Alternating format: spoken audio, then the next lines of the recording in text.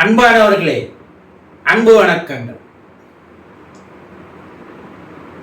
என்றும் இளமையோடு இருக்க சில வழிகளை பின்பற்றினால் இளமையோடு இருக்கலாம். சிரஞ்சீவி என்று சொல்வார்கள். நிலையான தன்மையோடு இருப்பவர்களுக்கு, நீண்ட ஆயுளோடு வாழ்பவர்களுக்கு, ஆரோக்கியத்தோடு இருப்பவர்களுக்கு சிரஞ்சீவி என்று சொல்வார்கள் இல்லையா? என்னங்க, இளமையோடு இருக்க முடியுமா? அண்ணா,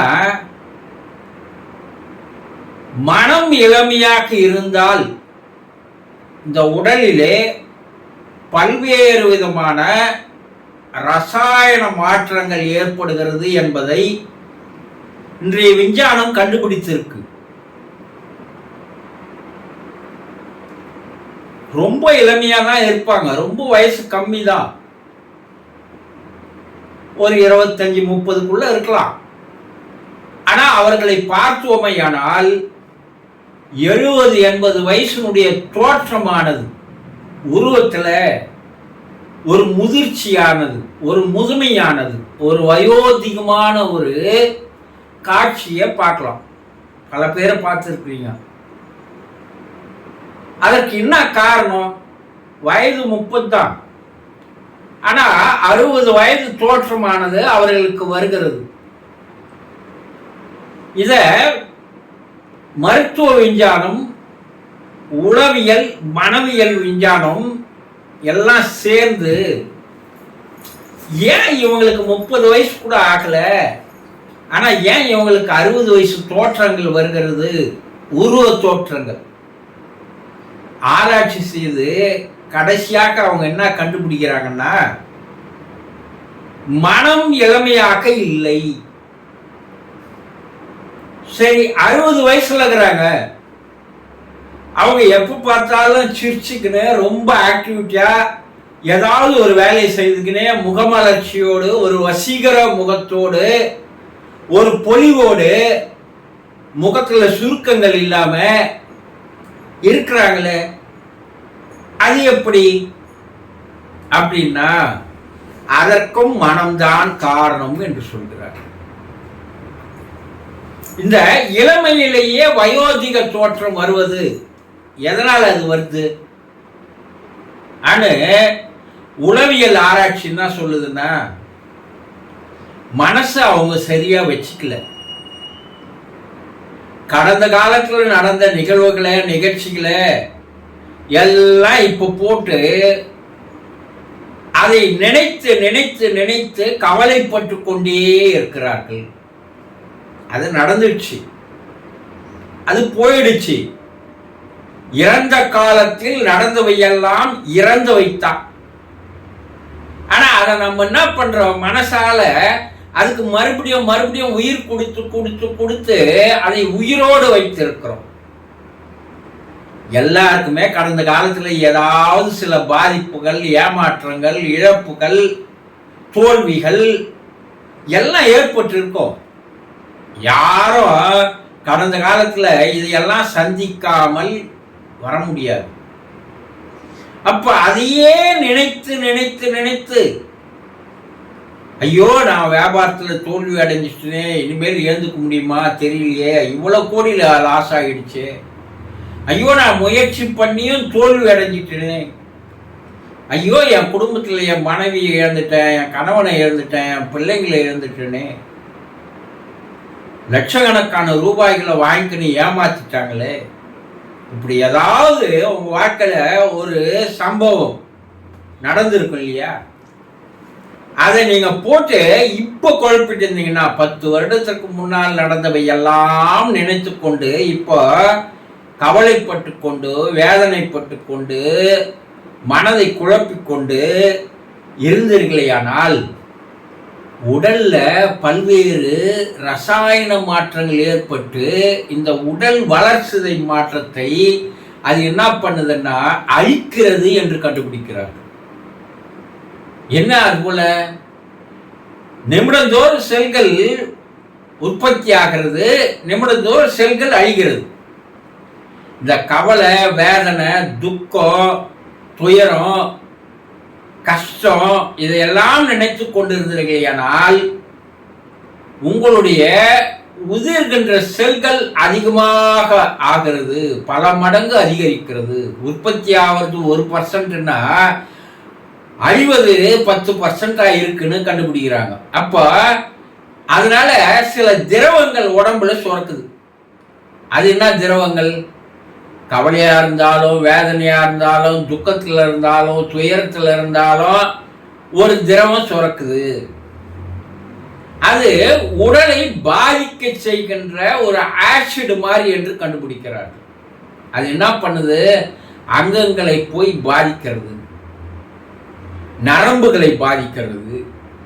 இதனால என்ன ஆகுறதுன்னா 30 வயதில் உங்களுக்கு 60 வயது தோற்றங்கள், முக அளவுல, உடல் அளவுல எல்லாம் அந்த உருவ மாற்றங்கள் ஏற்படுகிறது. இதைதான் சித்தர்கள்னா சொன்னா, எப்பா நடந்தது நடந்ததாவே இருக்கட்டும், நடக்க போறத நினைச்சு கனவு காணாத.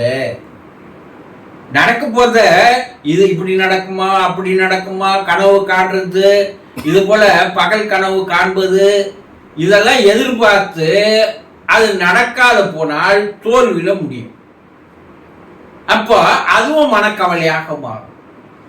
நிகழ்காலத்தில் எப்போதும் எதியா இருந்தாலும் டேக் இட் ஈஸி மனப்பாலிசின்னு சொல்லுவாங்க.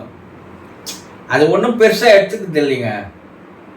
இந்த வயோதிகத்தில் இளமையான ஒரு சுறுசுறுப்போடு, ஒரு உருவ அமைப்போடு, முகத்துல சுருக்கம் இல்லாமல் எப்போதும் சிரித்து கொண்டே இருப்பவர்களை நம்ம பார்த்தோம்னா அவங்க கிட்ட போய் எப்படிங்க நீங்க மட்டும் எப்பயுமே இப்படி இருக்கிறீங்க அப்படின்னு கேட்டீங்கன்னா அவங்க சொல்ற பதில் என்ன தெரியுமா?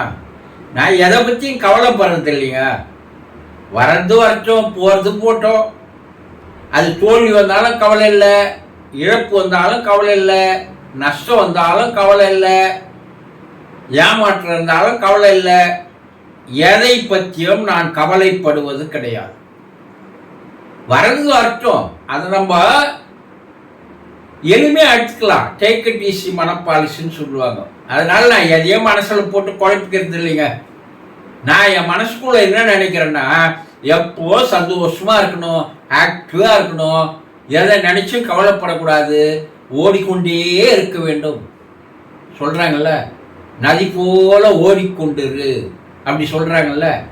தேங்கி நின்னோன்னா மனசானது ரிலாக்ஸா இருந்ததுன்னா, அமைதியா இருந்ததுன்னா, எது மேலேயும் கவலைப்படாத இருந்ததுன்னா உடல்ல ரசாயன மாற்றங்கள் ஏற்படுதுன்றாங்க. அது என்னங்க? உதிர்கின்ற செல்கள் குறைந்து போகிறது, உற்பத்தி ஆகிற செல்கள் அதிகமாகிறது. அப்ப இந்த தசைகளையும் நரம்புகளையும் தோள்களையும் அது என்ன ஆகுதுன்னா ரத்த ஓட்டம் அதிகமாகி எப்போதும் ஒரு வலிமையோடு, ஒரு வனப்போடு, ஒரு பொலிவோடு உருவத்தை வைத்துக் கொள்கிறது. இதுதான் ரகசியங்கள். அப்ப எப்ப இளமா இருக்க முடியுமா? இளமையான தோற்றத்தோடு உருவத்தோடு நம்மால் வாழ முடியும். அதற்கு காரணம் என்னன்னா, நீ எதை நினைக்கிறாயோ, மனசு எதை நினைக்கிறதோ அதுவாகவே நீ மாறுவாய் என்று விவேகானந்தர் சொல்லுவார். எவ்வளவு பெரிய அதுல ரகசியம் இருப்பாரு. நீ என்ன நினைக்கிறாயோ அதுவாகவே நீ மாறுவாய். நீ கவலையா, துக்கமா, துயரமா, கஷ்டமா, வேதனையா இருந்தன்னா அதுவாகவே மாறுவ.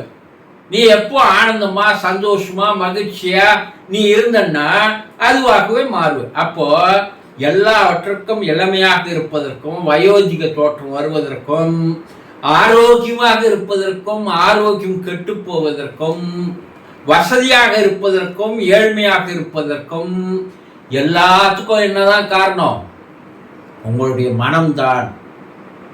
அப்போ எப்போ ஒரு முகமலர்ச்சியோடு, ஆமாங்க அது இழப்பு தான், என்ன பண்ண முடியும்? அந்த இழப்பை நம்ம என்ன பண்ண முடியும்?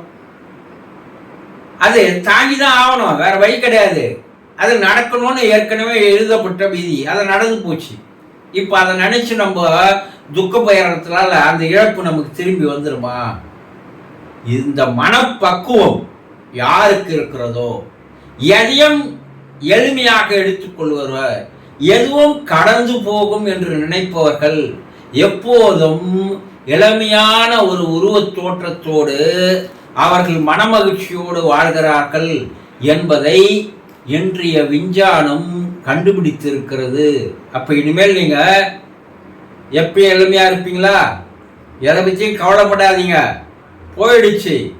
வரப்போறதை பற்றி கனவு காணாதீங்க. இப்போ இந்த நிமிஷம் இறைவன் நமக்கு இந்த நாளை கொடுத்துருக்குறான். இந்த நாளில் எத்தனை முறை சிரிக்க முடியும், எத்தனை பேரோட முகமலர்ச்சியோடு நாம் பழக முடியும், எப்போது மனசை நம்ம எப்பவுமே ஒரு கற்பனையாக ஒரு மகிழ்ச்சியாக வைத்துக் கொள்ள முடியும் என்று முயற்சி செய்து வருவீர்களேயானால் உங்களுக்கு எல்லாம் தானாக தேடி வரும் என்று சித்தர்கள் கூறுகிறார்கள். புரிந்து கொண்டீர்களா? சந்தோஷம்.